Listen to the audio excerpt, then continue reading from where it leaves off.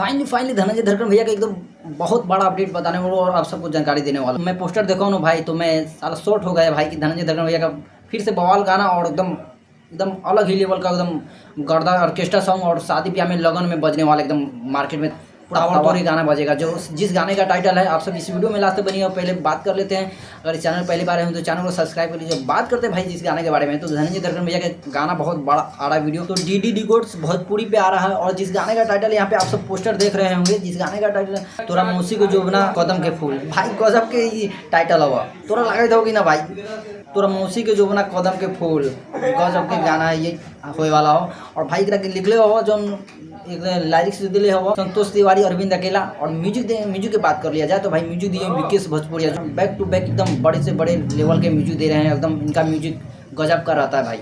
और गाना लिखे हुए हैं वही संतोष तिवारी, अरविंद अकेला, एकदम दोनों मिलके एकदम फाड़ के रख दिए भाई। ये गाने जब आएगा ना, ऑर्केस्ट्रा लेवल के गाने हैं डीजे पे और लगन में ना भाई, यही गाना बजेगा, एकदम फाड़ के बजेगा। हाँ एकदम गाना ये जो है ना भाई जी, आप टाइटल देख के आप सब पता लगा सकते हैं, अंदाज़ा अनुभव लगा सकते हैं कि गाने जो ऑर्केस्ट्रा लेवल का है और एकदम फाड़ के इस गाने को बजाया जाएगा शादी ब्याह में।